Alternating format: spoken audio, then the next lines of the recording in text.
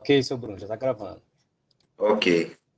Boa tarde a todos. Esse é mais um webinar IPEA, hoje tratando do tema de financiamento da infraestrutura no Brasil. Nós temos aqui como os palestrantes a Kátia Rocha, o Cláudio Frestac e o Arthur Rodrigues.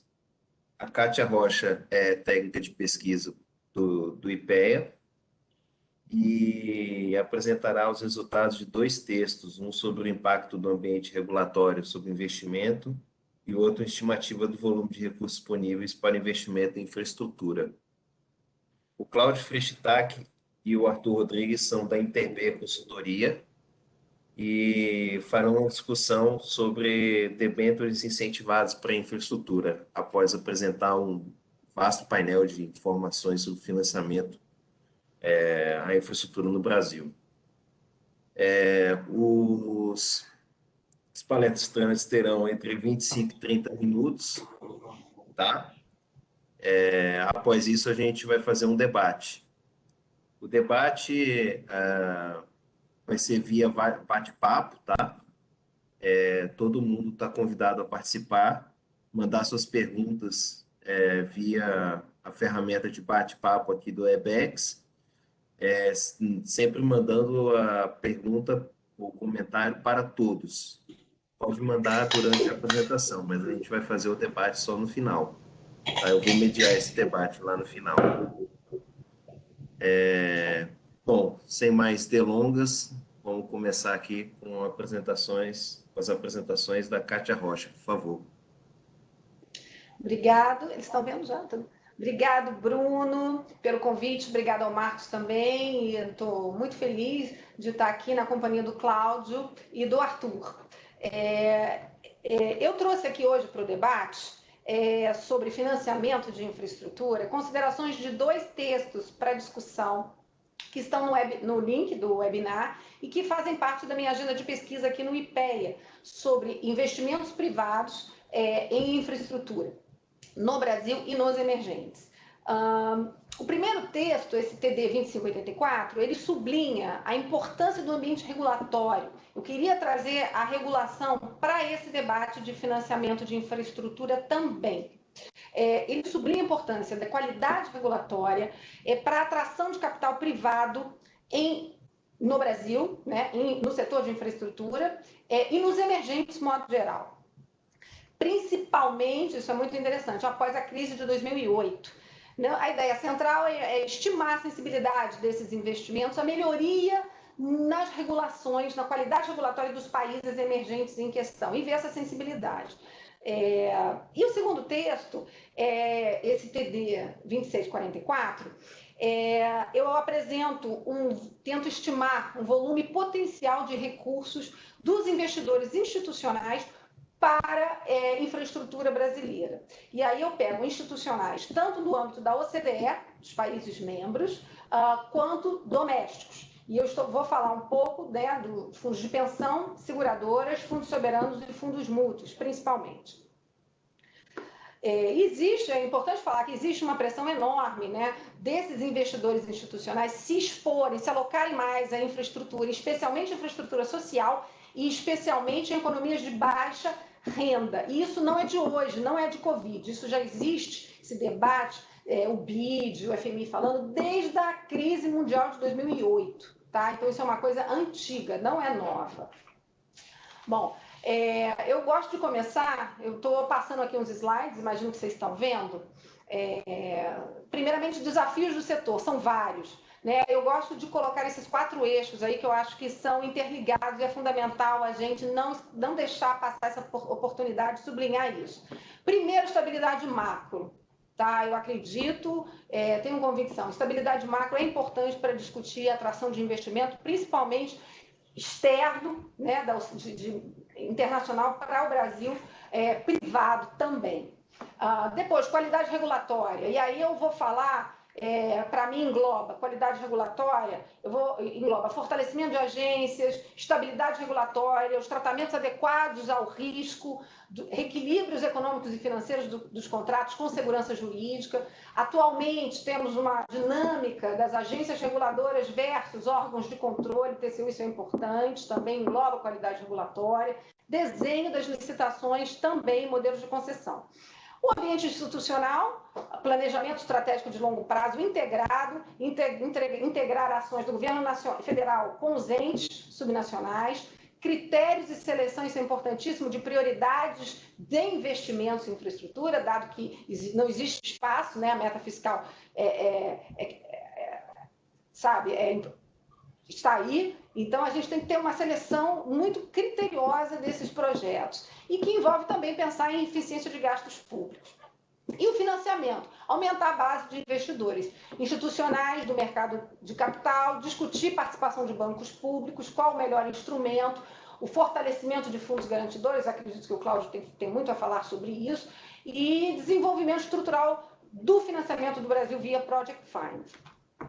Eu preparei um panorama para quem não está familiarizado com o setor. Eu vou passar rápido, mas eu peguei dados da Infralatam, que compila muito bem dados de infraestrutura econômica, tá? Vou falar sempre, esses provedores de banco de dados disponíveis, públicos principalmente, eles compilam muito bem dados de infraestrutura econômica. O que é isso? Setor de energia, eletricidade, gás, telecom, água e saneamento, resíduos, transportes.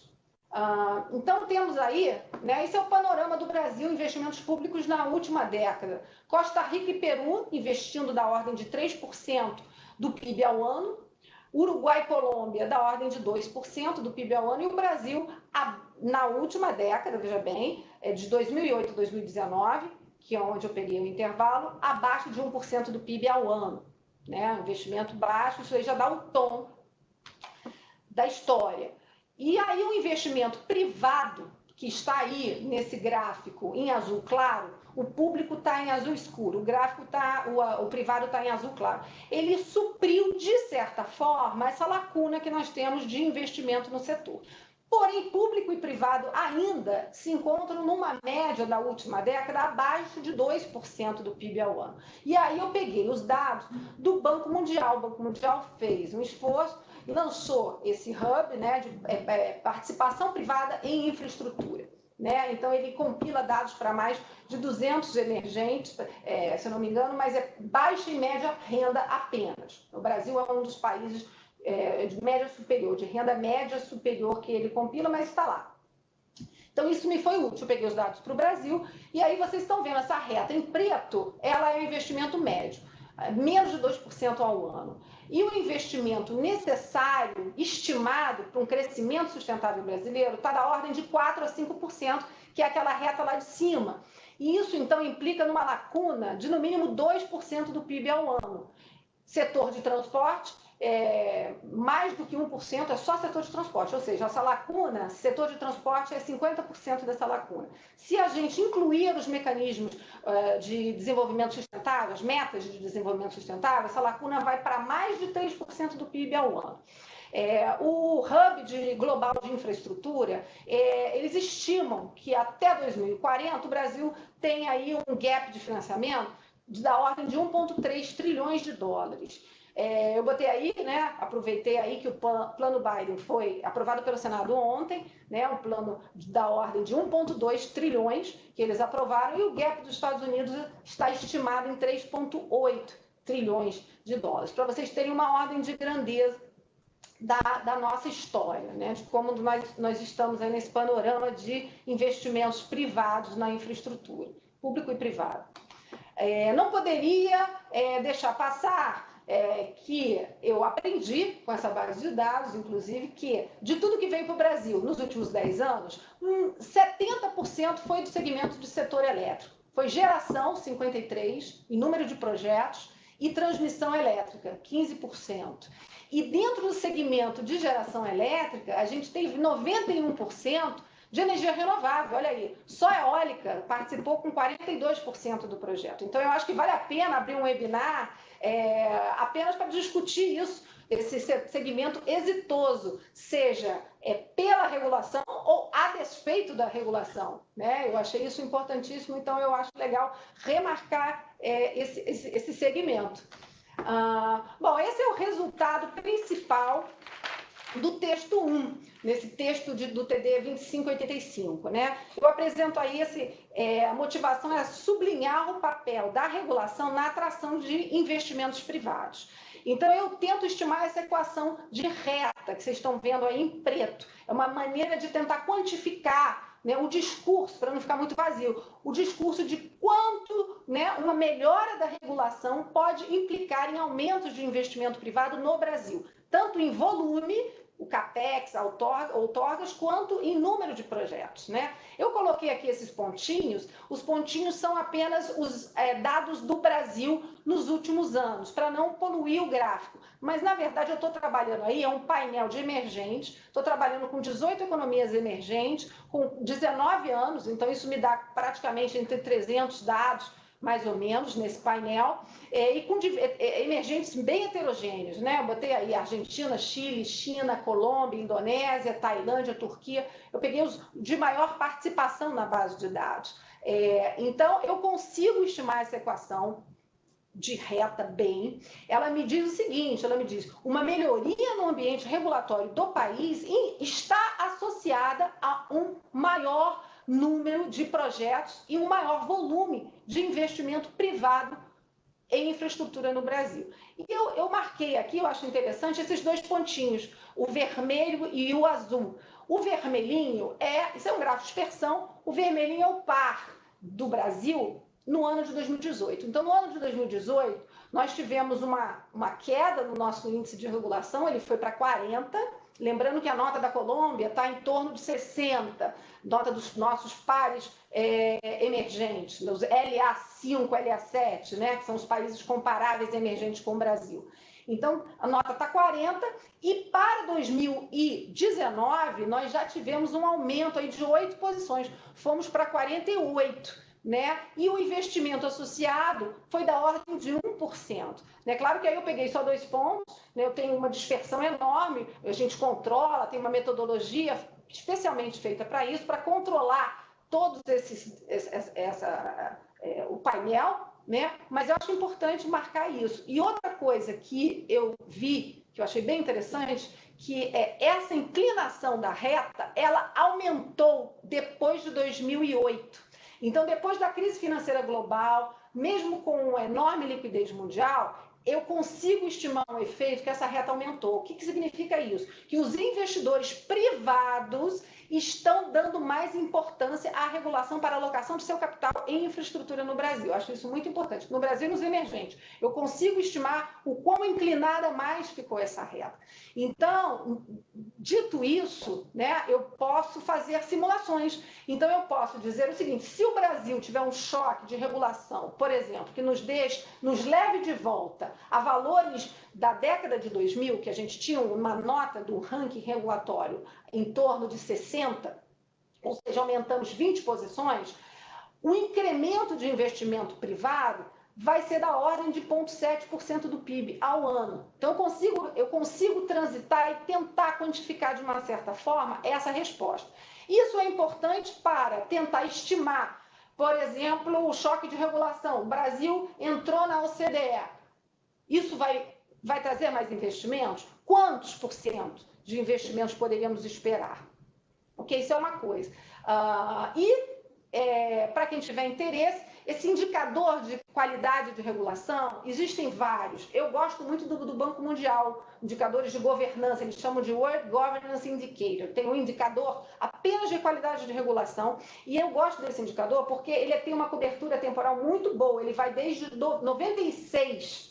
Os outros indicadores novos, o Banco Mundial mesmo tem o Infracompass, hoje em dia tem vários. Eles estão contando a mesma história. O problema é que a cobertura temporal começa de 2017. Então, para estudos de painel com 18 emergentes, que eu tenho dados desde 2000, eles já me cortariam bastante da amostra. Então, por isso que eu não usei, mas eu acho super válido até questionar a aderência desses indicadores de regulação para a nossa realidade. E aí eu sugiro mesmo comparar. Aí vocês vão ver que estão todos contando uma história muito semelhante, tá? Então, resultados, eu já falei, um melhor ranking regulatório do país emergente está associado a um maior investimento, tanto em volume quanto em número de projetos. Eu identifiquei aí algo como um selo regulatório principal após a crise global de 2008. Então, é como se fosse aquele flight to quality. Os investidores, mesmo num ambiente de liquidez, eles estão valorizando mais países que melhoraram a sua regulação para o aumento, a alocação do seu capital privado. Isso reforça toda uma agenda de reformas atualmente em curso no Brasil. Algumas já estão incluídas, outras não. Abertura econômica, desestatização, aquele step in rights, né? Tem várias coisas que estão incluídas no novo projeto de lei das PPPs, que ainda está tramitando no Congresso, né? Ainda não foi aprovado, está lá tramitando no Congresso. Sobre o financiamento em específico, agora eu vou entrar no segundo texto para discussão, que é sobre a participação dos institucionais em infraestrutura. Né? Então, eu coloco aí, para vocês verem, o volume de ativos sob gestão desses institucionais da OCDE e do Brasil, uma evolução no tempo. Então, na OCDE, os institucionais eles aumentaram muito a participação desde 2008. O volume de ativos dele mais que dobrou. Partiu de 20 trilhões de dólares em 2008 e chegou quase a 40 em 2020. Né? Então, mais que dobrou, o crescimento aí de 12% ao ano, pelo menos para fundos de pensão. Então, totalizou, atualmente, a OCDE detém mais de 120 trilhões de dólares em recursos e o Brasil quase 2 trilhões, tá? Os institucionais do Brasil. E aí é importante que se diga que a classe de ativos de infraestrutura, ela apresenta características muito desejáveis a esse tipo de investidor. Né? Então, ela apresenta estabilidade temporal de fluxo de caixa, ela fornece um hedge funding a longa duração da carteira de passivo desses institucionais, principalmente fundos de pensão e seguradoras, proteção de inflação, porque temos um setor que tem revisões tarifárias, né? E etc. Porém, é bom que se diga que os institucionais eles não são homogêneos entre si. Eles têm muita restrição de perfil, tamanho e liquidez, inclusive restrições regulatórias que limitam a sua exposição à classe de ativos de infraestrutura. Então, normalmente nos textos, principalmente na OCDE, a OCDE tem bancos de estatística de dados muito bons, de fundos de pensão, de seguradoras, de institucionais, e inclusive entrando na alocação desses institucionais para segmentos de infraestrutura. O que se considera de institucionais que são aderentes a aplicar no longo prazo, ou seja, financiar algum investimento de longo prazo, são fundos de pensão do tipo benefício definido, ou seja, fundos de pensão fechados, do tipo BD, que é um benefício definido, e ainda eles fazem um filtro para grandes fundos, né? Porque os outros fundos teriam grande limitação de liquidez, que não seriam adequados para terem aplicações voltadas para a infraestrutura. E aí eles limitam, né? Só consideram, por exemplo, a maioria dos textos que fazem essa estimativa, inclusive do Banco Mundial da OCDE, eles limitam em 50 bilhões de dólares, no mínimo, para a OCDE. Então, fundos abaixo de 50 bilhões, eles nem consideram. Fundos acima, eles consideram como um institucional adequado a se expor mais à classe de ativos de infraestrutura. E seguradoras, apenas o segmento vida. Os outros segmentos não vida não seriam adequados para investimentos em infraestrutura. Tem toda uma questão de incentivos para que cada dia, né, cada vez mais, esses fundos de contribuição definida e variável eles estão gradativamente substituindo os fundos de benefício definido. Então, tem toda uma questão de incentivos que eu acho válido estudar para ver como que esses fundos iriam se alocar para um investimento em infraestrutura. Mas, no momento atual, os estudos da própria Banco Mundial e OCDE, eles focam mais nos fundos de pensão fechados, do tipo BD, e em seguradoras segmento vida. E aí, esses 120 trilhões que eu já apresentei no início do PowerPoint, eles se reduzem drasticamente, se reduzem de 50% a 75%, ok? Se você colocar esses filtros. Então, eles vão filtrando os ativos de gestão desses fundos de acordo com esse tipo de restrições de perfil, tamanho e liquidez. A alocação atual. Pessoal, a alocação atual desses institucionais é muito baixa. Eles alocam em infraestrutura algo em torno de 2% a 3% apenas de toda a sua carteira de ativos sob gestão. E eles alocam ainda muito no mercado local, eles têm um viés local, um home bias muito grande. Então, mesmo investidores, fundos de pensão grandes da OCDE, eles já alocam pouco e quando alocam na própria OCDE. Eles têm uma preferência por investimentos do tipo brownfield, não greenfield, e eles entram muito nessa parte de financiamento após o completion da obra, tá? Quando tem menos riscos. Não há evidência, isso é importante, que eles deslocariam o papel bancário no financiamento da infraestrutura.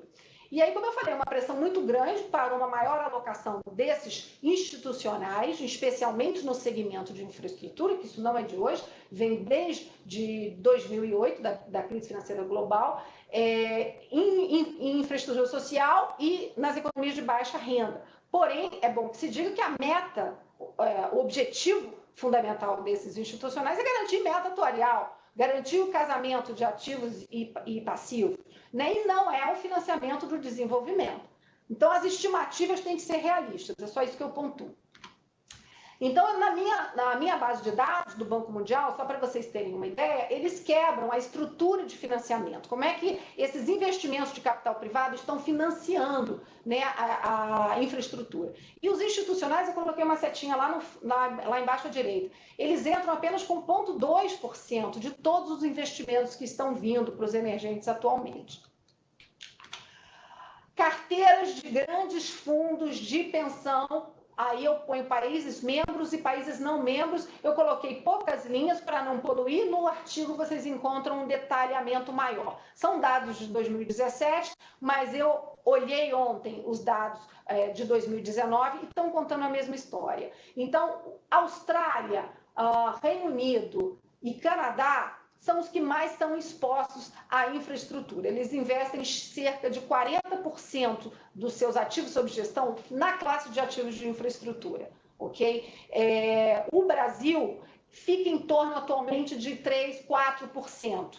Né? Eu botei aqui no slide seguinte a evolução do Brasil, né? De novo, dados da OCDE, foi onde eu me baseei para pegar isso, porque já consolidava para OCDE, países membros e não membros, então ficou mais fácil. Para mim, eu não fui conferir, mas eu acredito aí no trabalho estatístico deles. Então, sei lá, em 2012, eu consigo ver aí de fundos brasileiros que alocavam 10%, 12% da sua carteira de ativos sob gestão no segmento de infraestrutura. Já em 2017, isso continua em 2019, esses fundos estão alocando aí uma média aritmética de 2%, são grandes fundos, hein? Fundos de pensão grandes, e uma média geométrica de 3,5% mais ou menos. Então, assim, estimativas realistas. Estou trazendo evidências, entendeu? O recurso potencial já é pouco que eles alocam, né? Isso eu acho muito importante.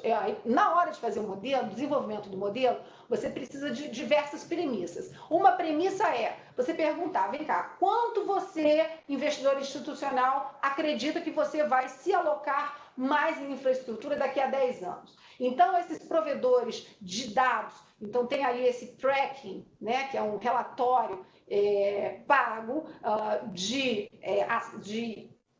fundos de investimentos em infraestrutura, eles fazem essa pergunta. E aí você vê que a maioria dos institucionais, fundos de pensão, atualmente eles dizem, estou alocado em 2%, para daqui a 10 anos eu espero aumentar gradativamente minha alocação para estar daqui a 10 anos, chegar numa alocação de 4%, ok? Fundo soberano já tem uma exposição maior, né? Então, ele já aloca um pouco mais, 5%, espero daqui a 10 anos chegar a uma alocação de 7,5%. Seguradoras são as que investem menos, né? Elas estão atualmente com 1,5% e esperam dobrar, mas o dobrar é 3%. Agora, 3% em cima de uma base de ativos é enorme, então isso também faz diferença. E não é uma alocação para o ano que vem, isso é uma alocação gradativa, linear, pró-rata, né? Para daqui a 10 anos eles chegarem com essa nova estrutura.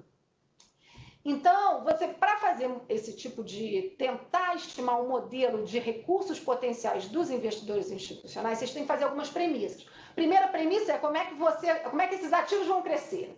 Essa é a primeira premissa, já é uma coisa difícil. Normalmente, esses autores que já fizeram, eles pegam o crescimento do PIB esperado. Embora esses ativos cresceram mais do que o PIB, você pode pensar num crescimento real não tão diferente do PIB. Depois, desse dinheiro da OCDE, dos fundos de pensão, seguradoras da OCDE, quanto viria para os emergentes? Então, já há estimativas que esses, embora eles tenham um home bias muito grande, eles estão diversificando e aplicariam cerca de 10% para os emergentes, né? Desse dinheiro, digamos assim, essa alocação nova. E desse 10% que vem para os emergentes, quanto viria para o Brasil? Ok? Então, tem várias hipóteses que a gente tem que seguir. Então, eu faço no texto, está mais detalhado isso, e eu encontro, vou já finalizar aqui, eu mostro, né? A primeira coluna é um modelo que eu desenvolvi, né? Então, eu tentei fazer cenários o mais otimistas possíveis, tentando procurar sempre aquela condição de canto para a gente ter uma ideia. Olha, não, no melhor dos mundos será isso. Então, eu encontro que, para os próximos 10 anos, esses institucionais, seja do mercado externo quanto do mercado doméstico, vão poder agregar para financiar nossa infraestrutura no máximo 1% do PIB do Brasil ao ano, que já é um valor enorme, tá? Na minha opinião. Está mais para ser 0,5% do PIB ao ano. Lembrando que a nossa lacuna é de 2% a 3%, podemos esperar realisticamente que esses institucionais melhorem, mas não supram totalmente a nossa lacuna, tá? Outras estimativas de outros autores. Então, eu tenho o Joy Dinders, que é um consultor que faz muito trabalho, é especialista em institucionais, faz muito trabalho nesse sentido para Banco Mundial, para a OCDE. Então, o último texto dele, ele estimou aí, ó, em 2016, para as emergentes, que os institucionais, seguindo o modelo dele, que eu segui, que até super válido a gente entrar no mérito se é um modelo efetivo, se é bom, se é realista ou não, mas ele estima no máximo 0,5% do PIB.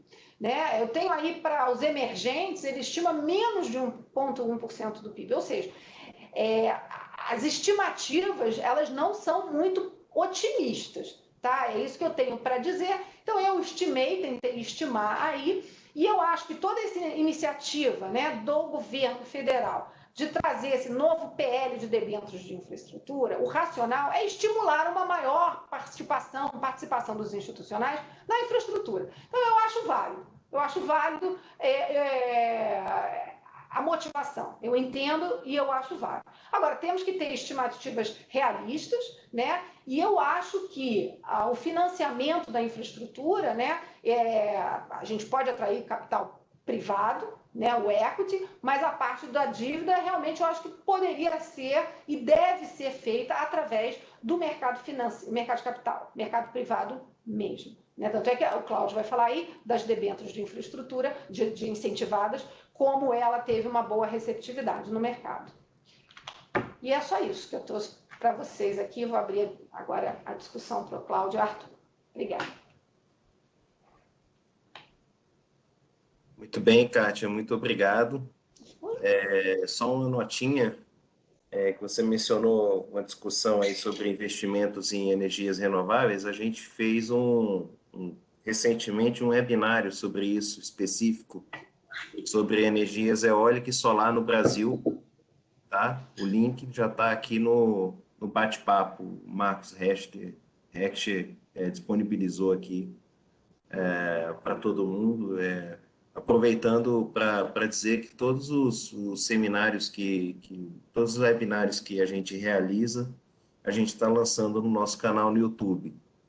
E, inclusive, esse amanhã já vai estar disponível lá no nosso canal do YouTube, tá?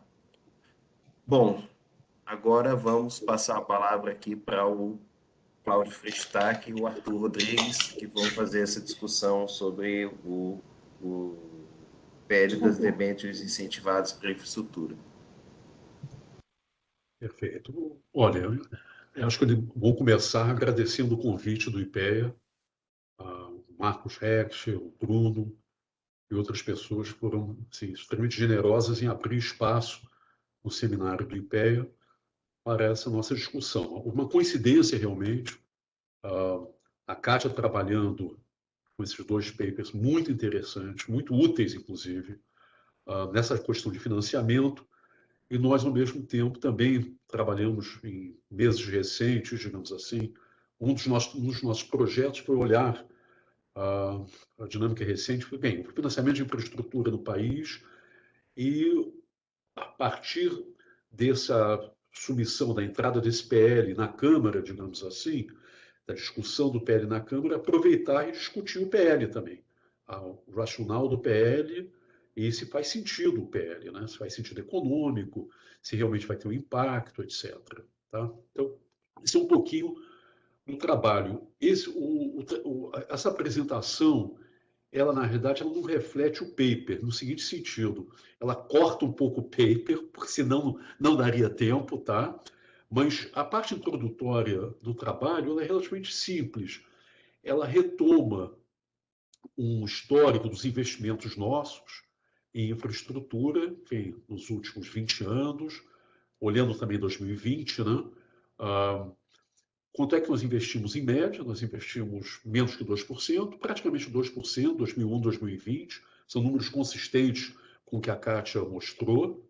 Tá? No ano de 2020, nós investimos cerca de 1,6% do PIB. Quando a gente fala nós, é público, privado, todas as instâncias. Eu acho que nós conseguimos capturar uma boa parte, se não todo, mas uma boa parte mesmo. Nós temos uma base de dados que nós começamos a construir há 14 anos atrás, meio que, enfim, porque na verdade me pediram para fazer uma apresentação sobre o tema de investimentos em infraestrutura e não havia dados de investimentos em infraestrutura no país. Enfim, fui falar com o IBGE, etc., e acabamos que nós construímos essa base exatamente pela falta de alternativas. E há 14 anos nós estamos construindo, ampliando, criticando essa base, uma base bottom-up, digamos assim, uma boa parte das informações é uma coisa meio de, sei lá, eu poderia caracterizar, é uma trabalheira porque é das empresas para cima, tá? Uma boa parte é essa maneira feita. Então, uma parte da base de dados é investimento, efetivamente, CAPEX, desembolso efetivo. Outra parte, e essa, em certo sentido, é até mais difícil, é o financiamento. Como é que as empresas se financiam? Como é que se financia, de modo geral, né, o investimento em infraestrutura no país? Enfim, financiamento a gente entende por equity, o equity do governo está lá no orçamento, esse é o equity, o governo contribui. Quasi-equity, tem uma série de instrumentos que não são equity, não são dívida e dívida. Tá? Então a gente olha isso para o setor público e para o setor privado. E aí, a partir daí a gente tem uma discussão, tá bom? Então essa é a maneira que o setor público se financia, o setor privado se financia nos últimos anos. Nós vamos ver que teve realmente uma mudança, entre aspas, uma quebra estrutural em anos recentes no que tange as debêntures incentivadas, que é diferente das debêntures de infraestrutura. Tem uma confusão aí de terminologia, mas a gente vai chegar lá.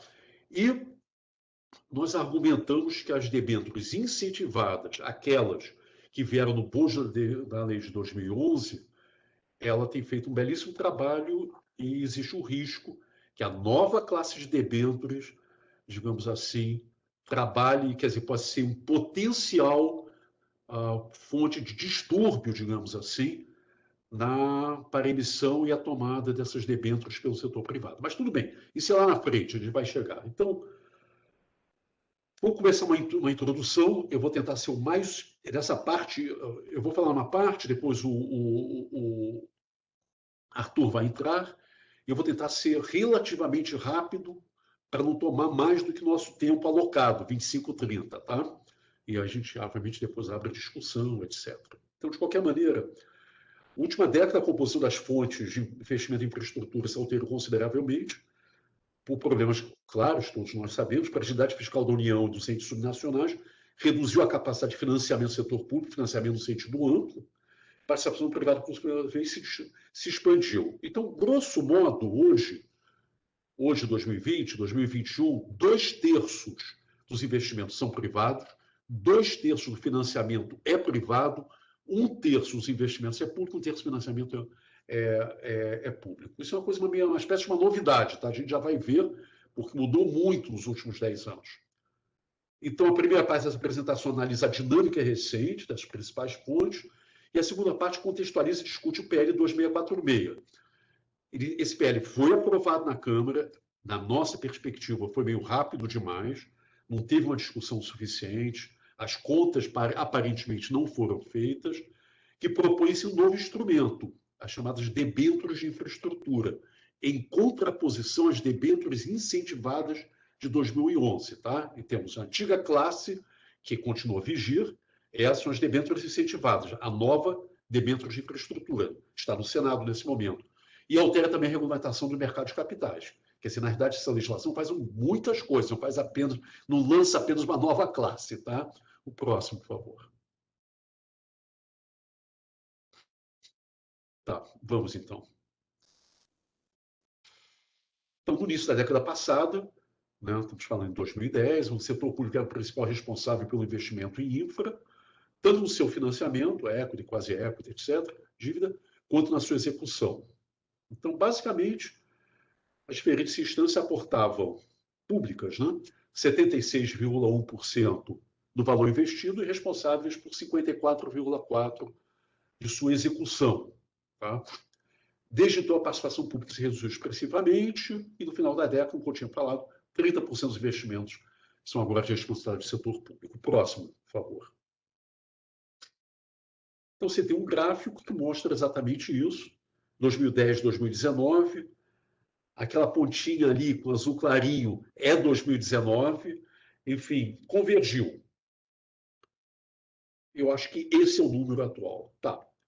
Quando você decompõe, lá atrás, o BNDES é responsável, isso a preços, tá? Isso é tudo a preço 2020. Então, trouxemos tudo para 2020. Tá? Em 2010, o BNDES é responsável por 63%, ou 123,7%, dos 186,2% destinados ao financiamento público de infraestrutura, seguidos por equity do governo, ou seja, orçamento, 35,5%, os estados, 16%, Caixa Econômica FGTS, FGTS, entre 5% e 6%, isso tudo a preços, como falei, do ano passado. Pós-2015, o esgotamento da capacidade, o setor público manteve o papel de financiador, nós conhecemos essa história bastante bem, né? Enfim, em termos reais, o volume financiado pelo BNDES decresceu em média de 17,9% ao ano, de forma muito acentuada, né, sabe? Enquanto que a queda real dos recursos provenientes do recurso federal e dos estados foi, respectivamente, de 13,2% e 16,7%. Então, sobretudo em função do comportamento desses três componentes, o financiamento público apresentou uma contração anual média de 16,5%. Isso é um pouquinho da história da década passada. Próximo, por favor. Aqui são os números, enfim, estão no paper, estão no trabalho, e vão estar nessa apresentação. Eu entendo que a partir de amanhã essa apresentação também está disponível para qualquer pessoa, então pode ser verificado. Eu acho que não vale a pena olhar muito, mas eu acho que se alguém... Volta, por favor, Arthur. Mas se alguém quiser dar uma olhadinha, talvez o mais impressionante é a contração, em termos percentuais, né, do BNDES, enfim, seguido dos estados. FGTS foi um experimento que não deu muito certo, por motivos conhecidos, né? E é isso. Eu acho que a gente pode voltar a discutir isso, mas eu acho que esse é o número. Tá. Quando você decompõe financiamento privado, que as empresas passaram a recorrer mercado de capitais e empréstimos bancários à medida que enfim, se aprofundava a contração do investimento público, do financiamento público. O principal instrumento na substituição de recursos privados, públicos por recursos privados, foram as debêntures, tanto as convencionais quanto incentivadas, tá? Que em termos reais se expandiram, em termos reais, tá? De 3,1 para 34,26 nesse período, 2010 e 2019. Tá? Nós não tivemos tempo de fazer esse mesmo estudo, levar isso, ou seja, isso quer dizer fonte de financiamento para o ano 2020. Ainda precisava de umas 3 semanas, infelizmente acabou não dando esse tempo. Tá? Enfim, então cresceu uma média, os debêntures cresceram uma média de 30,1%, então o instrumento passou de 8% do financiamento privado em 2010 para 44% em 2019. 2010 a gente representava um menor volume entre 9 mecanismos. Em 2019, ultrapassaram o BNDES e tornaram o segundo dispositivo mais relevante. Tá? Os FIPs, ainda que um pouco menos significativos, também cresceram de uma forma relevante, 13,7% ao ano no mesmo período, atingindo 13% do financiamento privado. Tá? Enfim, então, por conta desses dois instrumentos, esse é o bottom line dessa história, debêntures e FIPs, financiamento privado apresentou uma taxa de crescimento real de 8%. Próximo, por favor. Aqui estão os números, tá? Uma tabela que olha 2010, 2019. Eu não creio que nesse último ano e meio, teve uma diferença significativa. A gente vai tentar atualizar isso, de qualquer maneira, para 2020. Tá, próximo, por favor. Se a gente olhar o papel das debêntures, você pode desagregar esse montante entre convencionais e incentivadas. Tá? Esses dados são públicos. Tá? E as debêntures incentivadas criadas ao abrigo da lei de 2011, a 12431, que tem por objetivo canalizar os recursos e investimentos em infra ou na produção intensiva em P&D, é basicamente infra, tá? Por meio da isenção do imposto de renda ao comprador, ou seja, o incentivo é na ponta do comprador, tá? Então, possibilita que a empresa emissora capte recursos a juros mais baixos. Isso é, bem, em equilíbrio, isso é óbvio, basicamente, bem bastante óbvio. Pô. Então, desde sua criação, o título ganhou gradativa popularidade, mas o que eu acho interessante é uma espécie de quebra estrutural desse instrumento após, estou falando como é que se diz? Na série temporal após 2018, 16, a gente já vai ver. Por conta, possivelmente, da queda das taxas de juros, a introdução da TLP pelo BNDES, com a redução dos subsídios implícitos e associados, ou explícitos, na verdade, mas vai lá, associados à TJ, e a redução do risco das debêntures incentivadas, inclusive pelo aumento de sua liquidez no mercado secundário. Isso sempre foi uma grande questão. Né? Enfim, porque isso, obviamente, se você não tem saída, essa é uma barreira à entrada. Com o aumento da liquidez no mercado secundário, a gente já vai ver, enfim, essa barreira se reduziu muito. Com a vigência dos novos títulos, houve não apenas uma substituição dos recursos alocados em debêntures convencionais por incentivadas, mas um aumento expressivo do total de recursos financiados. O próximo, por favor. Esse é eu acho que essas duas trajetórias temporais são bastante expressivas e a gente vê o que aparentemente é uma quebra de fato em 2016. Próximo.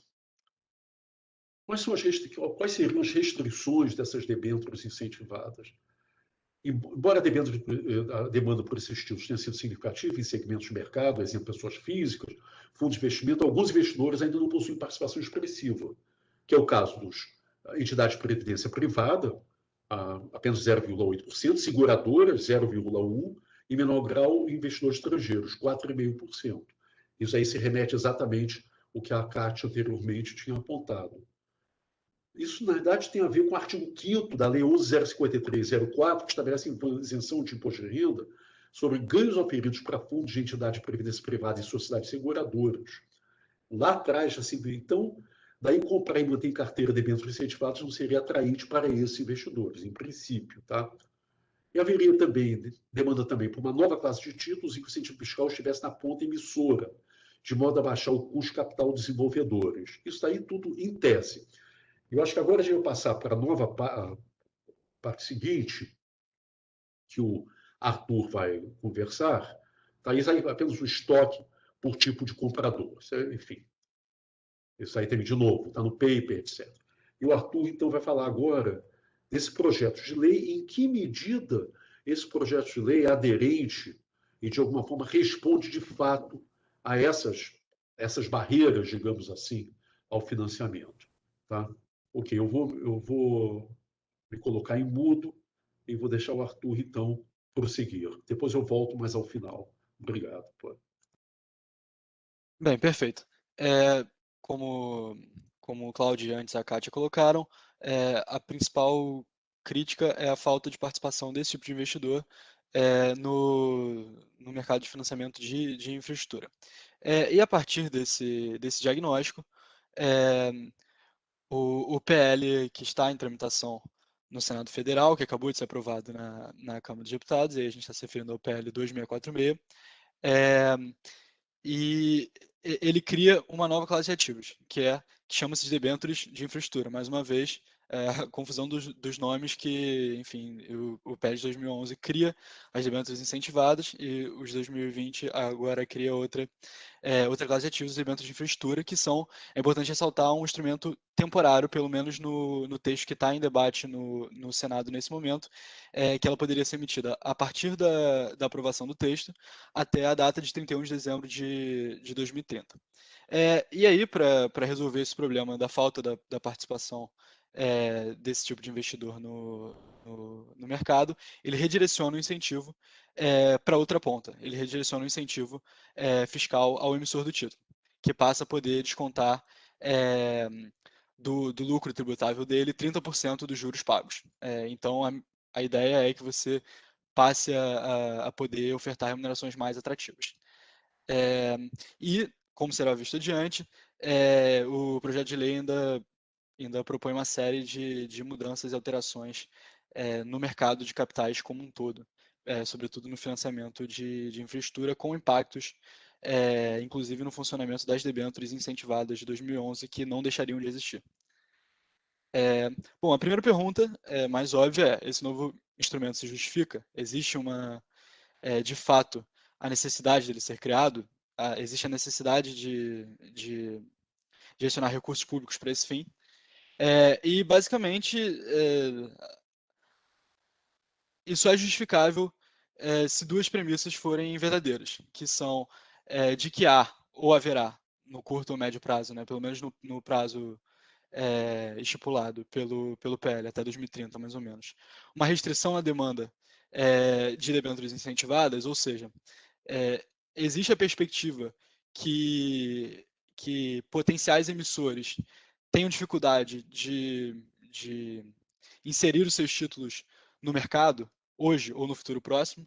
E, segundo, existe uma demanda reprimida de investidores institucionais que, de fato, estariam interessados em participar do mercado de financiamento de infraestrutura e hoje não participam pelo desenho, pela forma que o desenho do incentivo é feito, ou a não participação deles nesse mercado tem a ver com outros fatores, como, por exemplo, a qualidade da regulação, etc. E a resposta que a gente chega é que não parece haver evidências de que esses problemas, de fato, sejam verificados. E, assim, não foi elaborado nenhum estudo, ou pelo menos não foi disponibilizado, não foi tornado público, nenhum estudo que crie uma avaliação de quais seriam os custos e potenciais benefícios desse instrumento, de modo que nosso trabalho foi um pouco buscar evidências a partir de dados públicos e não encontrá-las.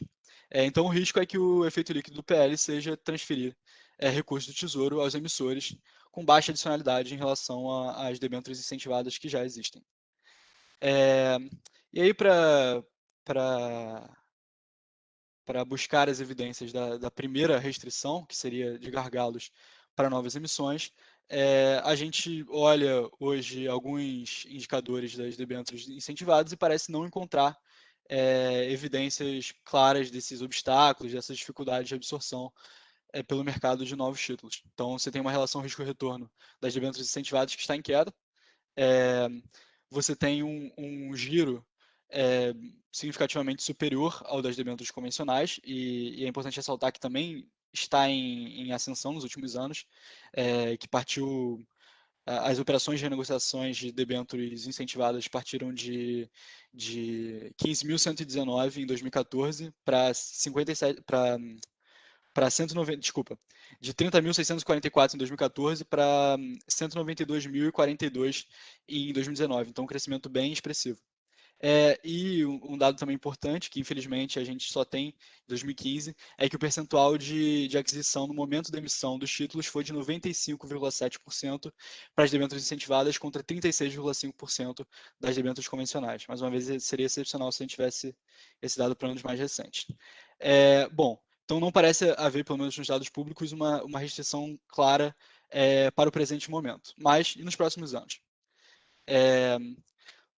Para analisar um pouco essa hipótese, a gente realizou uma projeção de como se comportaria a participação das debêntures incentivadas no total do mercado de renda fixa nos próximos anos, dado que ela crescesse de uma maneira tal que cobrisse por ela mesma toda a brecha de investimentos em infraestrutura no país. Ou seja, projetou-se para os próximos anos com a premissa de que o investimento público se manteria constante aos níveis de 2020, que todos os mecanismos de financiamento privado se comportariam da maneira que se comportaram nos últimos anos, assim como o mercado de renda fixa, e projetou-se um crescimento arbitrariamente alto para as debêntures incentivadas, na medida que elas cobrissem toda a brecha para que o investimento em infraestrutura no Brasil saltasse do 1,6%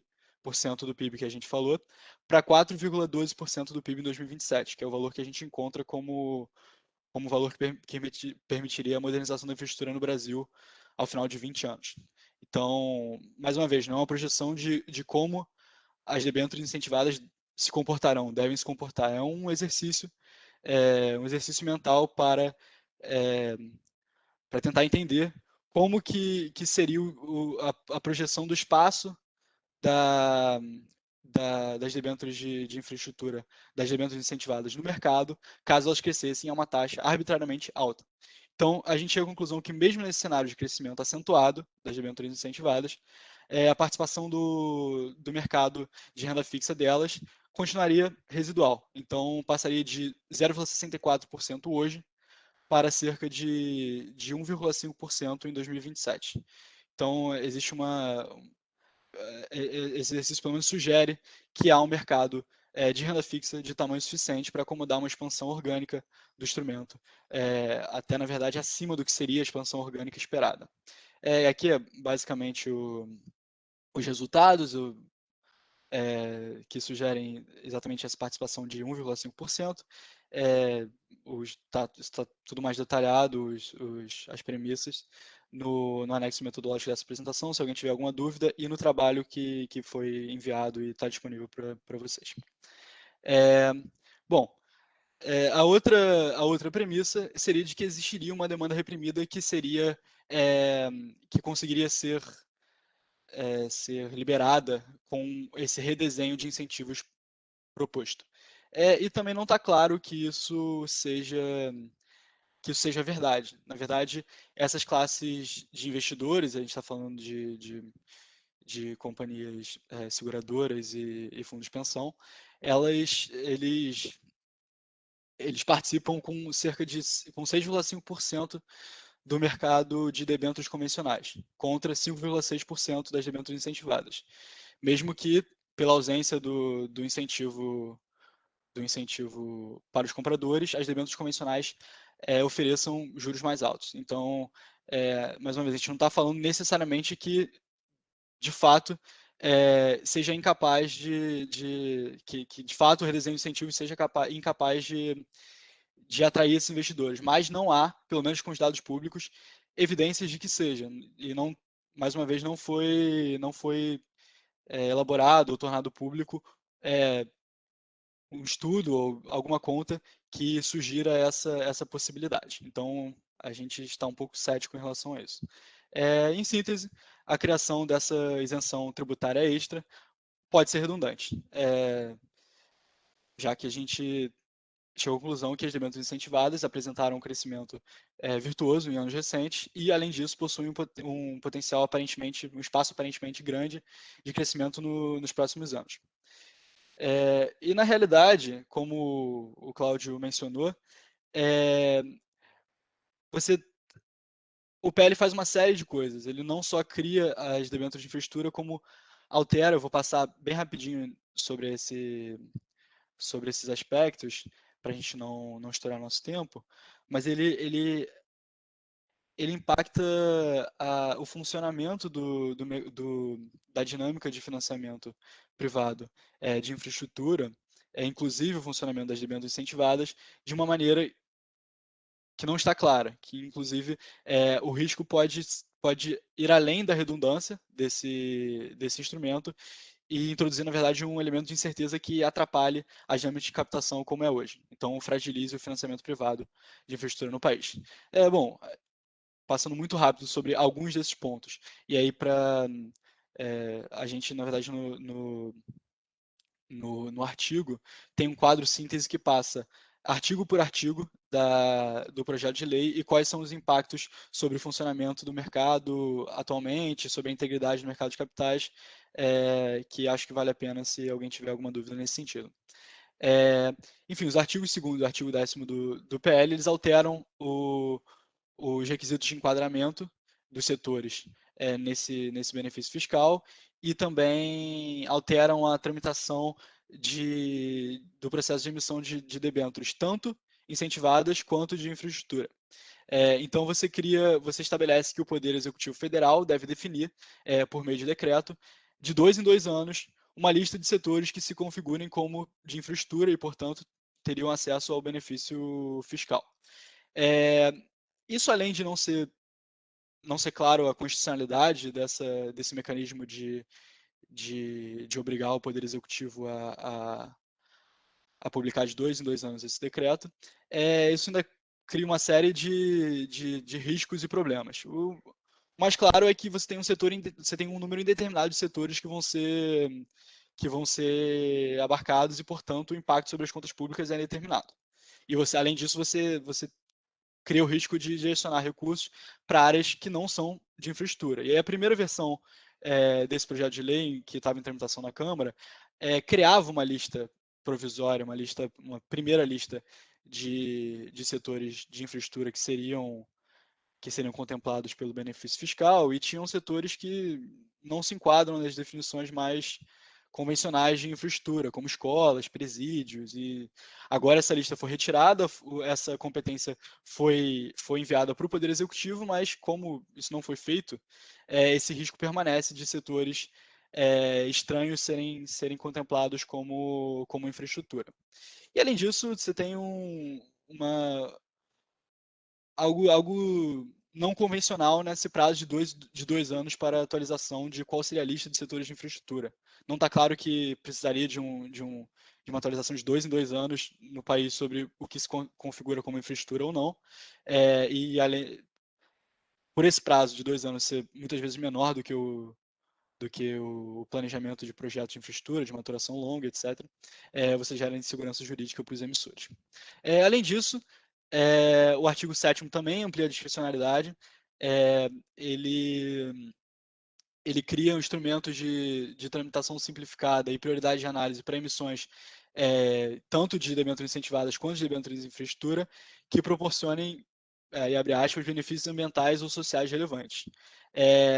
Não há uma definição clara do que se caracteriza um projeto com benefícios ambientais e sociais relevantes dentro do texto.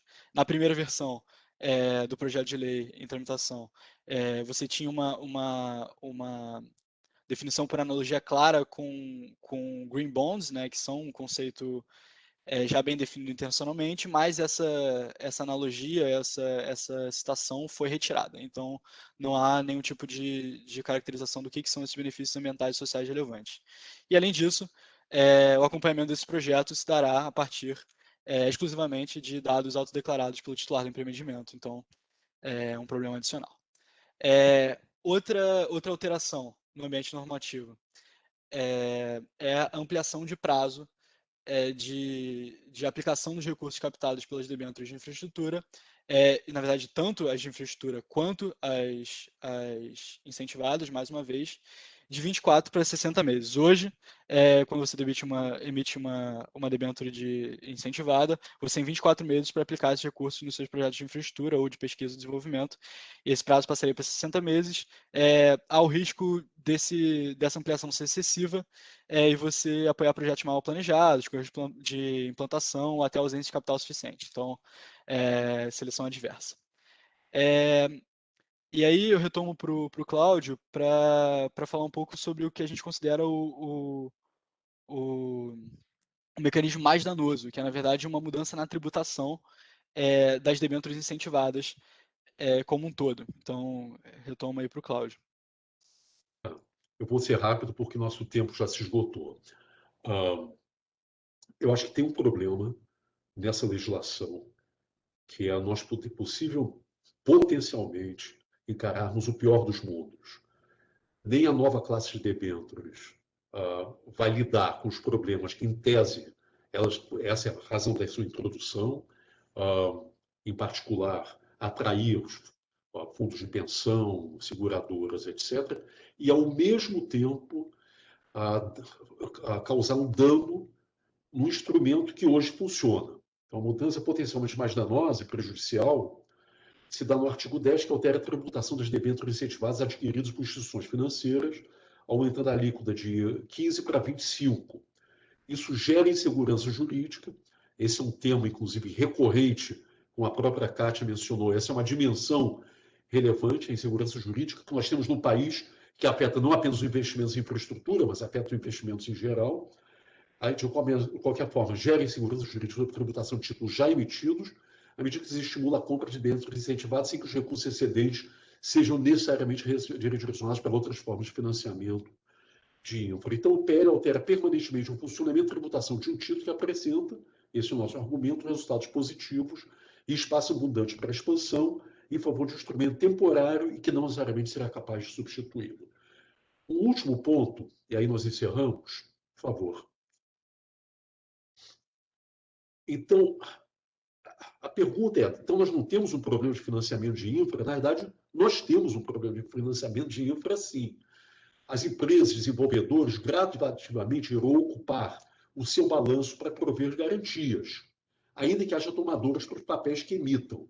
Então, nós temos um problema, mas a maneira de resolver essa restrição é introduzir no país o Project Finance. Nós temos o falso Project Finance. Quando o risco já não existe, o pessoal vai... cuja característica básica é o financiamento de projetos com base no seu fluxo de caixa. Essa é essa questão que a legislação é completamente muda. Se nós tivéssemos uma legislação cujo foco é como é que resolve, como é que você estrutura, como é que você possibilita no país a introdução, não tópica, mas em escala do Project Finance, aí sim, eu acho que aí seria uma legislação altamente bem-vinda. Na verdade, o Project Finance supõe participação ativa de seguradoras que garantem o projeto e assumem, no caso de quebra e inadimplência, com base nos seus step-in rights. Não existe ainda. Essa é uma questão legal e regulatória de primeira ordem para o financiamento de médio e longo prazo, na perspectiva do emissor e do mercado, em relação ao qual o PL é mudo, ou omisso. Por quê? Quer dizer, basicamente porque os step-in rights, não há ainda segurança jurídica no país que o step-in rights vá funcionar. E, consequentemente, as seguradoras basicamente se omitem desse mercado. Assim, o mercado segurador tem um papel marginal nessa dimensão. Daí que nós temos, eventualmente, um ou outro caso de Project Finance. Recentemente, teve um caso de uma rodovia no Mato Grosso do Sul, na MS 308, que foi bem sucedido, saiu até no valor, foi uma coisa assim tão extraordinária que saiu no jornal. Mas, na verdade, nós não temos Project Finance no país. Esse é um problema real de financiamento de infraestrutura. Mas isso é um problema de natureza diferente. Não é por falta de tomador, é falta de espaço no balanço dos investidores, basicamente estou falando daqui dos desenvolvedores, empresas que investem diretamente nesses ativos. Quando você pensa que o gap, a brecha entre o que nós investimos atualmente e que nós deveríamos investir, isso não é nem para chegarmos na fronteira das boas práticas de infraestrutura, não. Não são dos 6, 7% do PIB. Simplesmente universalizar o atendimento, que é nossos 4,12% do PIB por 20 anos, essa brecha são de quase 200 bilhões de reais. Obviamente, não tem balanço para isso, e nós vamos ter que repensar e introduzir de fato no país a estrutura de Project Finance. Gente, eu acho que nós vamos terminar por aqui. Desculpe se nós avançamos na nossa hora, mas o texto está disponível, a apresentação vai ficar disponível, enfim, e estamos disponíveis. Obrigado, então. Maravilha. Cláudio e Arthur, muito obrigado aí pelas considerações. Vamos abrir para o debate. Eu tenho aqui duas perguntinhas, um para cada um. Primeiro, estão chegando perguntas também aqui pelo bate-papo. Depois eu vou condensá-las, mas numa primeira rodada aqui. O que fica subjacente, Kátia, da sua apresentação é que o ambiente regulatório no Brasil andou piorando, né, na última década.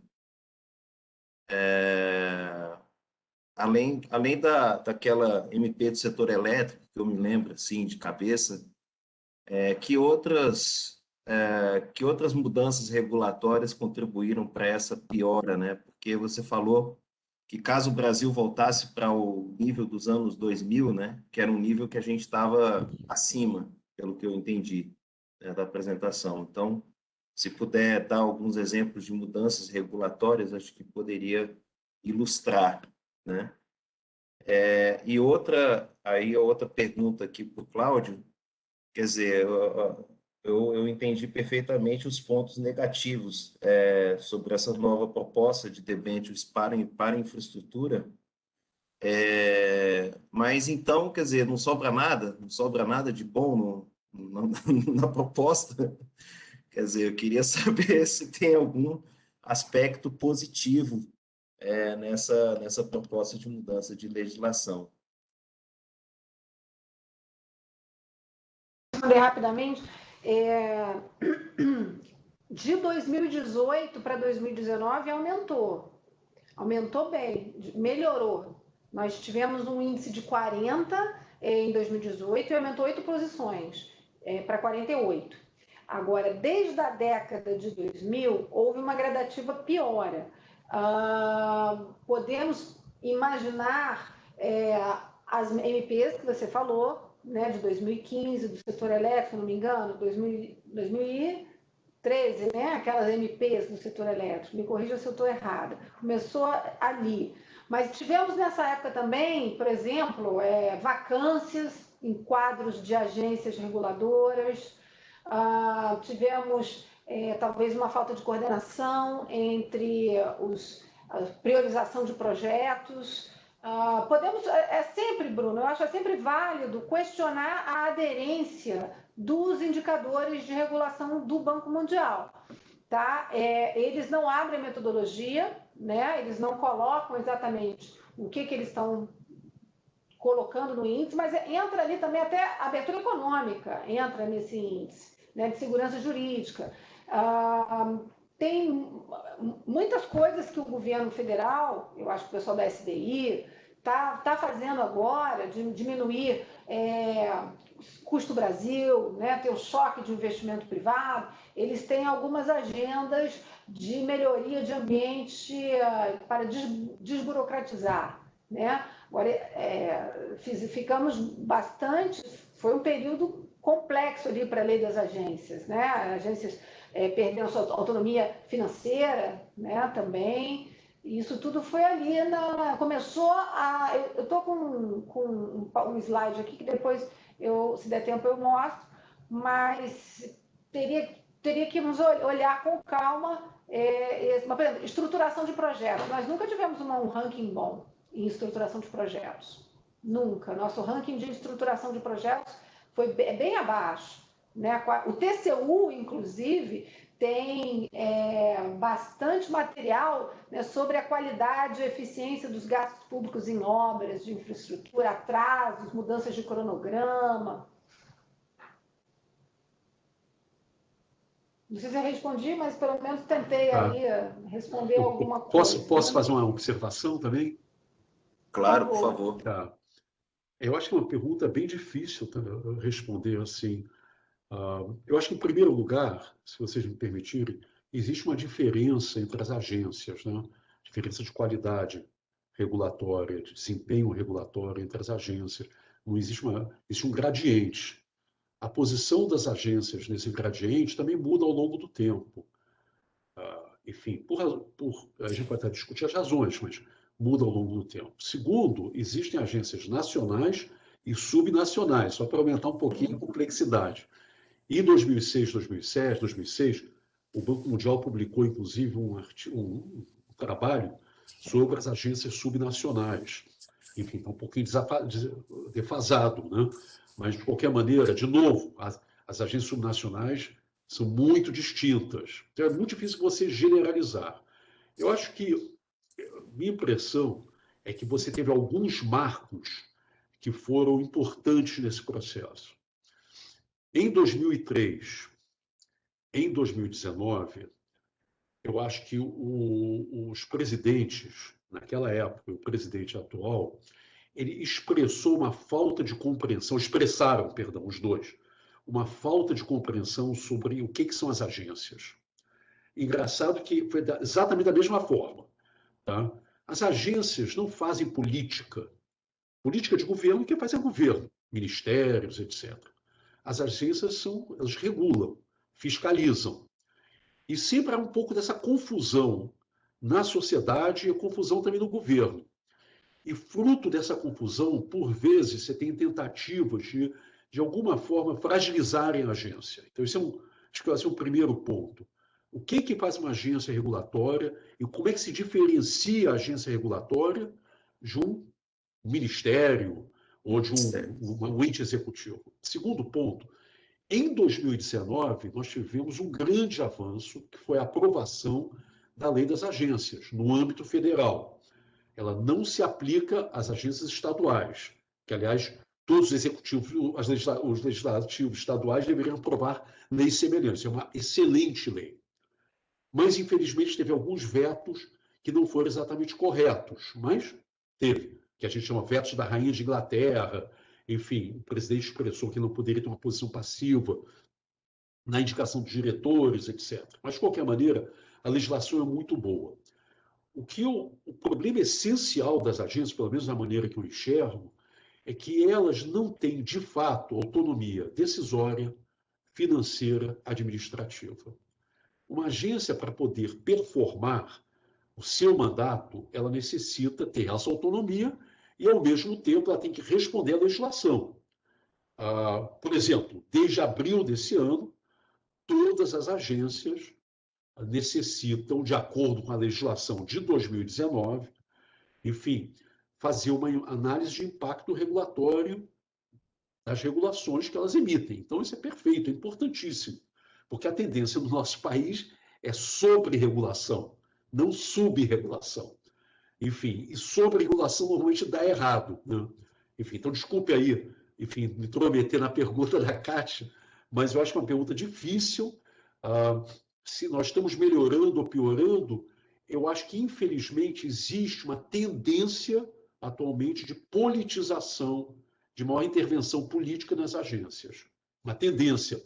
Eu acho que a sociedade tem que se contrapor a isso, enfim, falando, discutindo, enfim, fazer exatamente o trabalho que a Kátia faz, quer dizer, vamos tentar medir o que o Brasil, vamos divulgar as medições, vamos tentar medir a qualidade regulatória.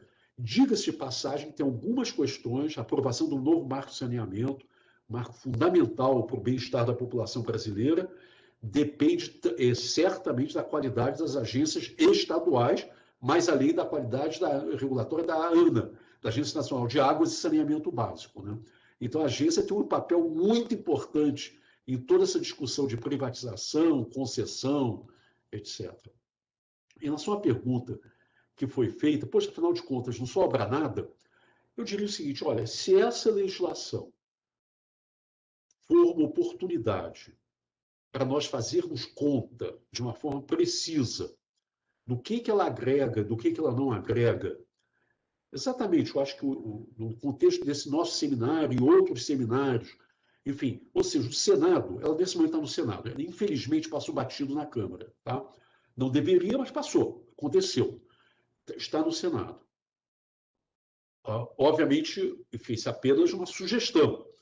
Eu acho que o Senado tem uma assessoria de primeiríssimo nível, interna no Senado. Pessoas muito competentes. E eu imagino que essas pessoas poderiam ser mobilizadas, algumas pessoas, enfim, e rapidamente olhar estudos e tentar ver... Oi? Alguém mencionou alguma coisa? enfim, de comissionar estudos, não para intervir, evidentemente, nosso estudo está feito, tá? Mas comissionar estudos internos, etc., tá? Para tentar, de alguma forma, ou criticar o nosso trabalho, ou corroborar, ou fazer um híbrido. E tentar levantar, e tentar responder as perguntas que nós colocamos, que a Kátia colocou. Enfim, afinal, antes de aprovar essa legislação. Essa legislação vai voltar para a Câmara, com toda a probabilidade, mas eu, pelo menos, nós não enxergamos urgência em aprovar essa legislação. Essa legislação devia ser olhada com muito cuidado. Ela pode ter pontos positivos, nós enxergamos poucos, e nós enxergamos um risco enorme que ela possa danificar o que já está funcionando. Mas, independente do que nós enxergamos ou deixamos de enxergar, eu acho que o importante agora é estimular o debate, mas estimular um debate qualificado com base em evidência. É aquela velha história. Nenhuma política pública deveria ser desenhada, e menos ainda implantada, sem evidência. A evidência, e o IPEA, há muitos anos, há décadas, que faz esse trabalho. Enfim, assim, começando lá com o IPEA nos anos 60, tá entendendo? Enfim, exatamente isso. Eu vou fazer apenas um parênteses, porque tem a ver também com o IPEA e tem a ver com o fundador do IPEA, que é o falecido ministro Reis Veloso. Eu entrei no governo federal em 1973, então sou meio velhinho, né? Como vocês imaginam.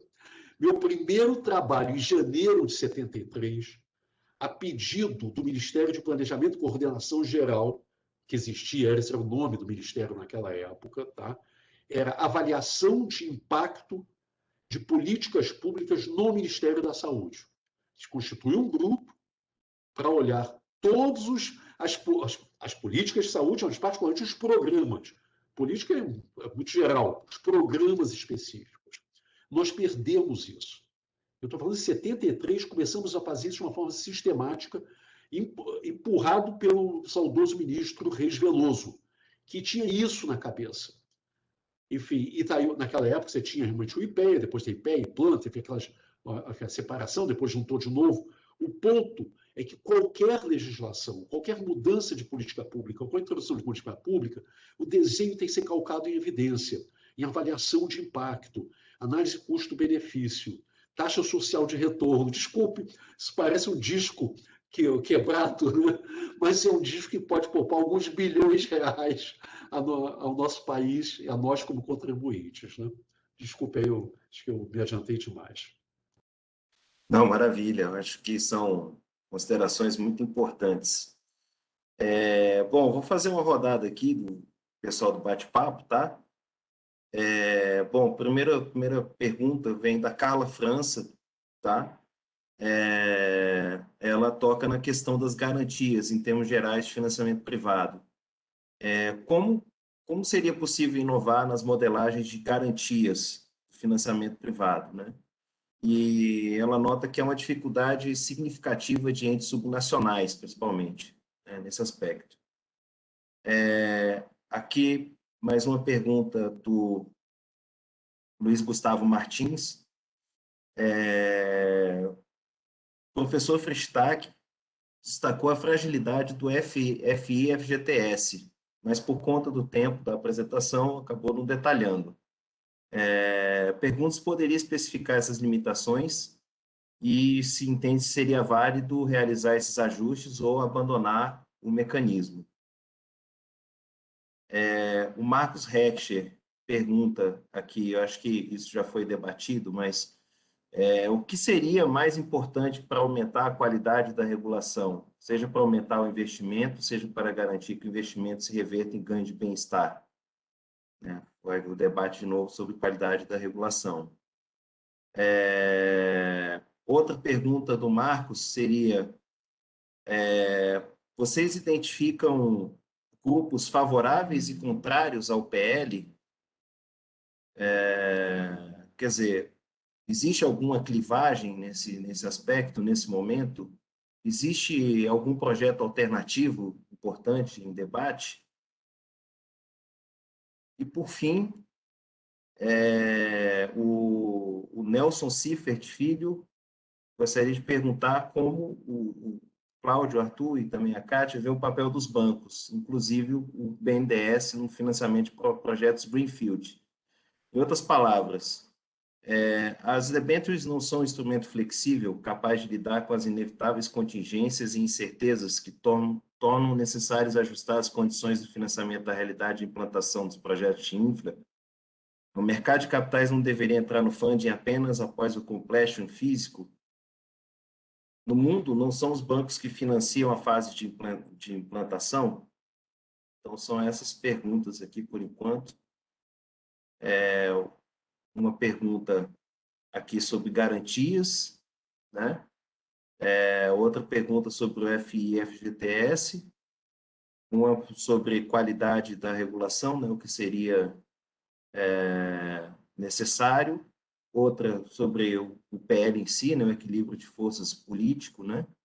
E ver se não tem nenhuma alternativa. E o papel dos bancos. Ufa, acho que eu passei tudo até agora.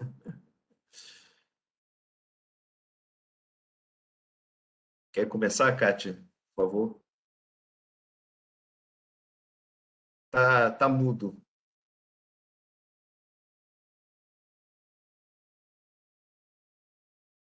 Voltou? Voltou. Voltou o som? Uhum.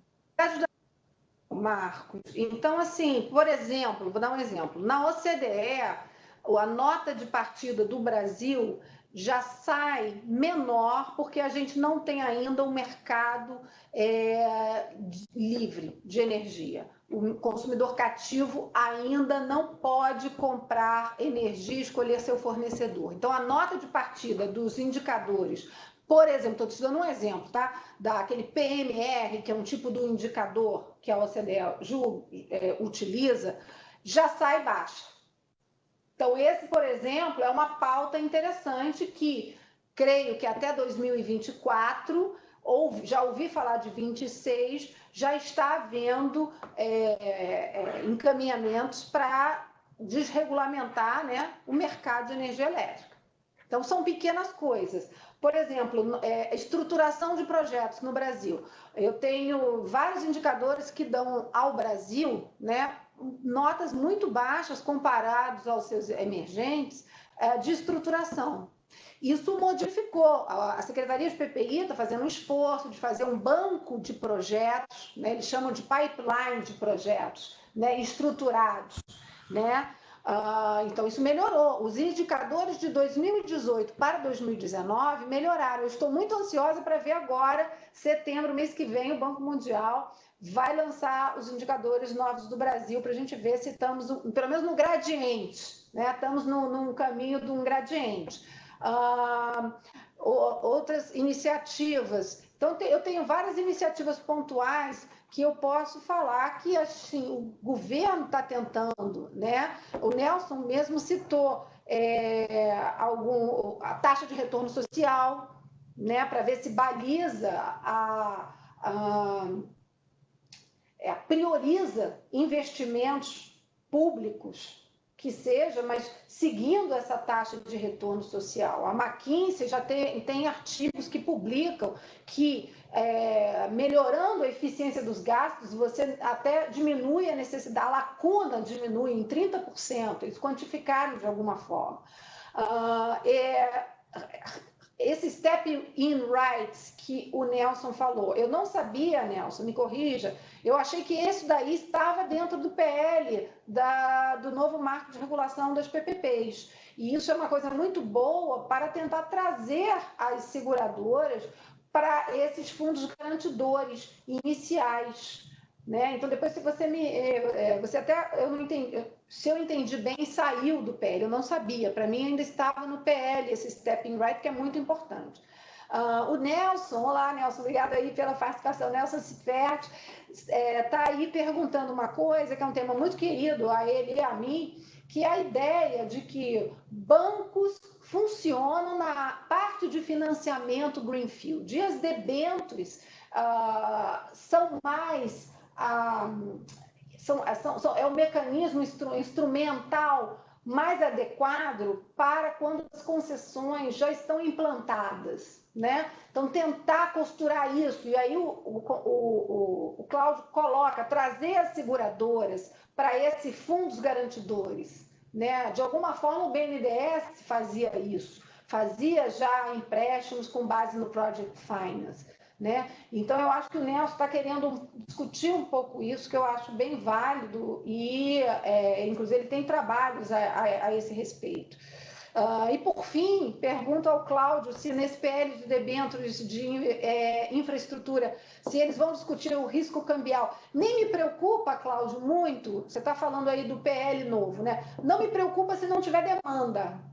E se for um fracasso, se as debêntures incentivadas, elas já estão, digamos, com uma boa base de aceitação. Me preocupa muito o que você falou dessas discricionalidades que foram lançadas. Eu até escrevi aqui, você falou discricionalidades do poder público, duas classes de debêntures simultâneas, com tributações diferentes, isso também me preocupa. A SEAI vai escolher aonde vai colocar, vai ter alguma canibalização de um mercado com o outro, também me preocupa. A tributação, não sabia que havia mudanças na tributação das incentivadas, também me preocupa. Risco cambial, ele, por acaso, eu acho que ele está também abordado, né? Isso, embora o BID, o FMI, todos eles pregam que é importante você dar certo risco cambial para atração de investimentos privados externos. E tributação também me preocupa. Como que eles ajustaram isso? São perguntas em aberto que você passou rápido, mas até queria que você colocasse melhor, se possível. Não sei se eu respondi todas, mas tentei. Bem, eu acho que tem muitas perguntas, vou tentar ser, de alguma forma, sintético. Deixa eu começar por uma que eu estava lá em cima na questão do FIFGTS, sou a favor, contra, enfim. Eu acho que o problema do FIFGTS, ele espelha uma questão muito mais ampla, que é a governança do investimento público ou governança dos recursos públicos alocados para a infraestrutura. Enfim, eu acho que o problema, enfim, que no final acabou zerando o FIFGTS, acho que foi resultado da má governança, né?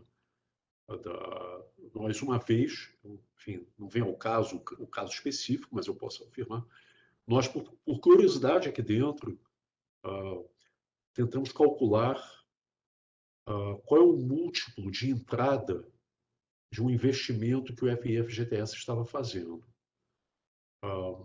É uma conta difícil, mas por coincidência haviam duas informações em dias distintos, semanas distintas, na verdade, no jornal. A gente pegou de um lado, pegou de outro e calculamos a taxa, o múltiplo de entrada. E verificamos que o múltiplo de entrada era completamente anormal, digamos assim, dado, enfim, completamente anormal. Um múltiplo muito acima do que seria razoável, em qualquer circunstância. E a única explicação é um problema de governança. O fundo tinha problemas de governança, estava sendo mal utilizado. Aí a pergunta é, bem, tudo bem, a gente joga o fundo fora por conta de problemas de governança ou tem como, de alguma forma, voltar e fazer uma boa alocação de recursos em que o cotista do FGTS tem um retorno razoável, etc. Muito difícil essa resposta. Nós continuamos com problemas gravíssimos de governança no nosso país e eu não tenho a certeza, eu sou um pouco cético, se vocês me perdoem, tá? Quanto à possibilidade de melhorarmos dramaticamente a governança, seja dos investimentos públicos, seja dos recursos públicos alocados. E aí entra a questão que a Kátia acabou de lembrar, da discricionariedade, o aumento do grau de discrição desse novo PL. De novo, assim, nós sabemos como as coisas funcionam, em certa medida faz parte de uma democracia, mas nós temos uma economia política aqui no país muito perversa. E, infelizmente, não tem melhorado, digamos assim. E o resultado dessa economia política é que, como é que eu posso colocar, quanto maior o grau de discricionariedade, a probabilidade de decisões erradas serem tomadas aumenta. Então, isso é um problema a mais desse novo PL. Tá? Esse é um problema a mais. Eu vou voltar um pouquinho mais adiante, mas deixa eu tentar responder a questão das garantias, enfim, que as pessoas levantaram. É assim, já há alguns anos existe uma tentativa por parte do Banco Mundial, o BID, o próprio BNDES, enfim, de construir plataformas que provenham garantias para o setor de infraestrutura. Infelizmente, por diferentes razões, essas plataformas não foram adiante. Né? Se alguém perguntar o que seria um papel importante para o BNDES, no caso do BNDES, estou usando o BNDES apenas como banco público, que é o principal banco público, né, direcionado para... Eu diria assim, o BNDES, na minha perspectiva, obviamente modesta, limitada, teria duas grandes funções. Uma que já está desempenhando, Nelson e outros, quer dizer, Kátia, que é exatamente ajudar na modelagem dessas concessões. Acho que o BNDES fez um trabalho brilhante, no caso da SEDAI. Eu aqui, como carioca, fluminense, como a gente diz, enfim, tem tudo a agradecer. Espero que o bloco C, também seja bem licitado. Enfim, e em grande medida isso foi uma parceria do BNDES, o governo do Estado, o governo federal, enfim, muitos, e o setor privado, muitos remando na mesma direção para você ter uma concessão bem feita e com sucesso. Eu acho que esse é um papel fundamental, um papel muito importante. O BNDES tem muita gente qualificada, como se demonstrou ser. Eu acho que a segunda questão, eu acho que tem a ver com Project Finance. Eu acho que nós temos que romper essa amarra ou essa barreira do Project Finance. É impensável que nós cobramos essa brecha, né, da ordem de 190 bilhões, dependendo de como você conta, não importa, 150, 180, 190 é quase que irrelevante. Qualquer coisa que nós estamos falando, essa ordem de magnitude, 150 a 200 bilhões, com recursos privados, anualmente, a mais, nós estamos falando de um delta, né, da forma como nós estamos financiando hoje. Nós efetivamente, e só é factível se nós deixarmos de usar o balanço dos desenvolvedores, empresas. Não importa, nós temos um problema adicional hoje, enfim, que de vez em quando eu menciono a entrevista, o que for, é que nós temos poucos entrantes no nosso país. Seja por uma questão de insegurança jurídica, imprevisibilidade regulatória, ou pelo fato que o nosso ambiente político institucional está muito ruim e afasta muita gente. Eu posso falar, eu não sou uma pessoa do governo, posso falar isso com tranquilidade. Eu converso com muitos investidores. A primeira pergunta é: o que está acontecendo na Amazônia, por exemplo? Tá? Como é que você explica a política ambiental do seu país? É esse tipo de pergunta que se enfrenta. Tá? Como é que você explica isso? Eu, como brasileiro, digo assim, difícil de explicar. E isso afasta novos entrantes. A resposta típica de novos entrantes é: nós vamos aguardar para ver. Então, quem participa hoje do mercado de infraestrutura e está participando de uma forma, eu acho, muito construtiva, são os incumbentes, não os entrantes. Ainda bem que nós temos incumbentes que participem, tá? E a restrição que esses incumbentes já estão enfrentando é balanço. E nós vamos ter mais aí, porque o pipeline é grande. O Brasil, tem o maior programa no mundo de concessões rodoviárias, quando você soma o componente federal com o estadual. Então, nós temos que resolver essa questão. Não vai ter balanço. E a reforma de resolver isso é via Project Finance. Então, eu acho que o BNDES, Banco do Nordeste, mas estou falando particularmente do BNDES, tem sim um papel muito importante em acelerar a construção dessas plataformas que viabilizem o Project Finance. Lá fora, há casos clássicos, muito conhecidos, estudados. Como é que a coisa funciona? Bem, você tem os detentores de equity, né? Participam lá, colocam. Os bondholders, né? os debenturistas, digamos assim, e você tem seguradoras, uma ou mais seguradoras que envelopam o projeto. Eles garantem o projeto. Se o projeto der errado, os equity holders, eles vão perder o equity, infelizmente, a vida é assim, tá?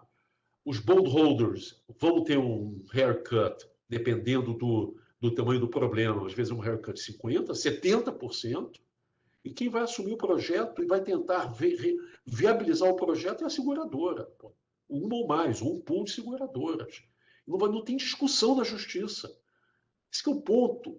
No nosso país, a coisa é judicializada e pronto. Nós não sabemos o resultado final.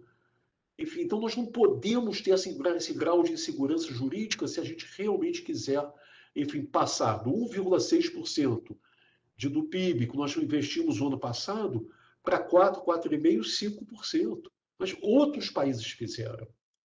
Não é possível. Eu estive no Banco Mundial muitos anos atrás, nos anos 80. Muitos desses países que nós vemos investindo 5, 6, 7, 8%, na época, países emergentes, economias menores, o que for, investiu 1,5%. Não investiu mais do que isso. Mas nós construímos uma agenda junto com esses países e houve uma compreensão. E essa agenda passava exatamente com os elementos que a Kátia mencionou. Não é física quântica, meu Deus. Está entendendo? Digamos que física quântica é difícil. Enfim, é uma agenda de estabilidade, de previsibilidade, de segurança jurídica e, claro, construir um pipeline, poxa, fazer os roadshows, etc. Isso aí você tem modelagens que façam sentido. Enfim, é um conjunto de ações, mas esse conjunto não é assim, não é outro mundo ser conhecido. Enquanto nós não conseguirmos lidar de forma direta com essas questões, vamos lá, maior estabilidade institucional, menos ruído, meu Deus, um compromisso um compromisso, digamos assim, sem dúvida, um compromisso sem pensar duas vezes com a questão ambiental. Assim, hoje, o que funcionaria para o país é uma coisa só. Você declarar, no caso da Amazônia, uma moratória no desmatamento. Nós estamos numa situação, a reputação nossa está tão fragilizada, um país que sempre teve uma reputação razoável, etc., tão fragilizada, e essa fragilidade é tão grande na questão ambiental que somente uma atitude, eu diria, você pode ser radical ou não sei qual nome seria isso, mas necessária, que é de ser basicamente o seguinte: a partir de agora, nos próximos 5 anos, tem uma moratória do desmatamento na Amazônia. Isso, sim, começa a mudar o jogo. Em segundo lugar, uma maior compreensão do nosso judiciário, que nós temos que reduzir o grau de insegurança jurídica. Isso é importantíssimo, são investimentos de 15, 20, 30 anos. Kátia, eu tenho uma visão, você levantou a questão do risco cambial. Eu tenho uma visão um pouquinho diferente que muitos. Eu acredito que nós não deveríamos mexer nisso. Eu até escrevendo um paper sobre essa questão. Que basicamente é verdade que você comprar hedge, enfim, o custo do hedge é muito elevado, etc. Mas nós não vemos isso como uma questão de primeira ordem. Ou seja, o Estado brasileiro absorver o risco cambial. Ou criar um fundo para absorver o risco cambial. Nós não achamos que isso é uma questão de primeira ordem. Nós eu estou com o coautor. Essa coisa de tentar fazer 10 coisas ao mesmo tempo, às vezes atrasa. Mas um coautor tentando exatamente mostrar isso analiticamente, tá? E também por forma de simulações, de maneira que não tem sentido fazer isso. Não tem sentido o Estado brasileiro assumir esse risco. Tá? Eu não sei, desculpe, gente, eu acho que eu falei demais, não sei se eu respondi pelo menos a maior parte das perguntas. Eu acho que sim, né? Sim. Só fazer um adendo em relação a esse ponto da Kátia, da variação cambial, que ela falou que não estava segura de como funcionava no PL atual. O artigo 2º, ele coloca a possibilidade de emissão atrelada à variação cambial das debêntures de infraestrutura. Mas, diferentemente dos outros mecanismos colocados, isso vale só para as debêntures de infraestrutura. Isso não tem um efeito retroativo sobre as debêntures incentivadas também, que não poderiam ser emitidas com esse tipo de indexação. E só um comentário sobre o que você falou também em relação à tributação das debêntures incentivadas, que você não sabia que mudava, é uma coisa que mudou apenas na redação final também. No PL, no texto inicial do PL não tinha essa alteração, como várias das alterações que a gente colocou. Na verdade, a impressão que a gente teve é que, mais uma vez, esse PL passou muito batido pela Câmara e muitas coisas foram adicionadas ali meio que no apagar das luzes, sem muito debate interno sobre o que de fato aquelas coisas significariam, à medida que ficou um texto pouco coeso até em algumas partes, com conflitos. Por exemplo, a gente mencionou que é um instrumento temporário. No artigo 2º, você tem uma definição que a emissão das debêntures incentivadas das debêntures de infraestrutura, perdão, vale até dia 31 de dezembro de 2030. Só que, ao mesmo tempo, no artigo 6º, onde você define os incentivos, você tem um inciso que coloca que os incentivos só valem por 5 anos após a aprovação da lei. Então, você tem prazos contraditórios, tem muitas coisas que não parecem muito bem azeitadas. Então, isso é uma das coisas que acho que foi feito ali meio sem muito pensar É nos isso. Mas, na desdobramentos. realidade, respondendo a uma questão, só para reforçar, o nosso apelo, o cidadão e analistas, né, é que o Senado tome tempo, digamos assim, para analisar com muito cuidado esse projeto de lei. Quer dizer, não poupe, digamos assim, recursos técnicos, né, para fazer uma avaliação com rigor, de tal maneira que, se alguma coisa for aprovada, seja aprovado com segurança e não vá, ao fim e ao cabo, danificar, causar dano, enfim, ao que já existe e ao que funciona. Né? Obrigado. Sim. Bom, não temos mais perguntas. Vou fazer aqui a propaganda para o nosso próximo seminário, na sexta-feira, dia 13, que nós vamos receber um colega nosso, Lucas Mation, falando sobre o impacto de um programa de qualificação profissional orientado pela demanda de empregadores locais. Ele está atualmente licenciado para fazer o doutorado dele na Universidade de Chicago. O seminário será de 11 às 12h30, na sexta-feira. E na quarta-feira que vem, teremos um seminário que vai discutir os impactos dos mega-eventos em mobilidade urbana, bem-estar e desigualdade de acesso a oportunidades no Rio de Janeiro, com a Maína Celidoni de Campos, secretária municipal de transportes do Rio de Janeiro, e o Rafael Pereira, nosso colega do IPEA. Tá? Bom, agradeço demais a participação da Kátia, do Cláudio e do Arthur, e se vocês tiverem alguma consideração final, por favor. Então, basicamente, agradecer ao IPEA pela oportunidade de estar aqui, parabenizar pela série de webinários, pessoas altamente qualificadas, como a gente está vendo aqui pelos anúncios, essa propagandazinha, enfim, e dizer quão importante nós mantermos a qualidade das nossas instituições, a seriedade e integridade das nossas instituições. Porque, infelizmente, é difícil construir, é fácil destruir.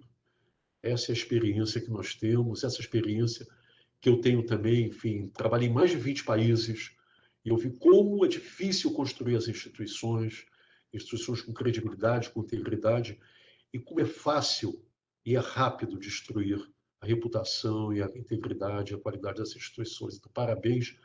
Enfim, vamos manter o IPEA vivo e contribuindo para o bem-estar da nossa população e para a qualidade das nossas políticas públicas. Obrigado. Kátia?